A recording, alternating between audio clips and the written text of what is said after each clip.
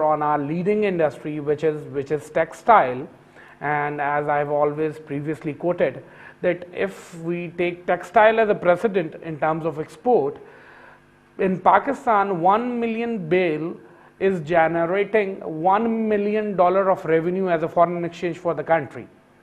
And the same 1 million bale of cotton in India is generating somewhere around $2 million out of the same 1 million bale. And in China, it is generating around 6 million rupees out of that same 1 million bale.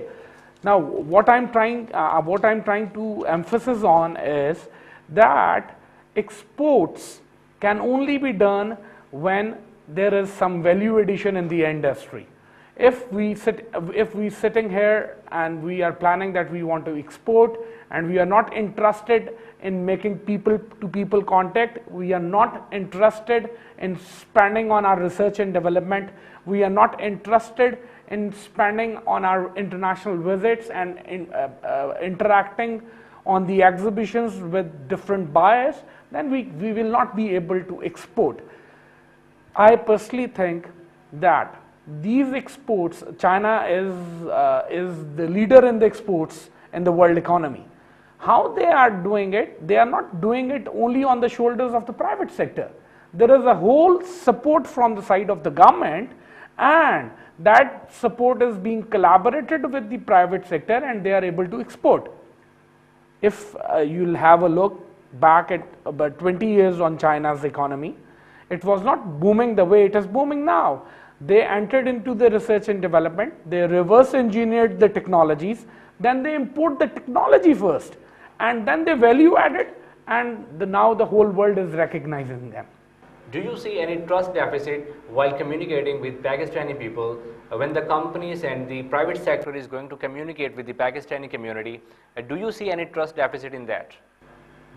I don't think so. I would like to throw some light on that. It is not the trust deficit actually. It is the complexity in the procedures and protocols arranged by government to government. I think the protocols and procedures in Pakistan's banking sector and the arrangements being monitored by government is little in a complex shape, which is working as a barrier towards any trading relationship with China.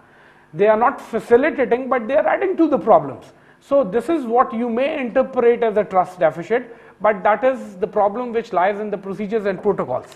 Mark, when you are studying in China and you come to know that you have to move towards Pakistan by your company, did you had any idea about Pakistan first? What sort of country is that? And actually, before I come to Pakistan, we get a lot of information from the media, and also get information from the internet. And most of these information is I think it's like some of the old news, or just like emphasizing government corporations, and also with some of the impositive some of the sectors, something like that, fraud sectors, and some these kind of issues. It's mostly some old news. That's it. I think maybe it's some of the old news and some of the political news. It's very narrow information that Pakistan show to the world. With the internet right now, it's a global world. Is a global world, and the people want to know each other from all the information from internet. These kind of issues, and I think it's better way that to let the people all over the world know more familiar with what happens and what is real Pakistan. It's to have the information through the internet. And now you are sitting in provincial capital of Punjab. So do you think there is any difference between what you did see on media and what you are watching on the ground? Actually, there is some huge difference.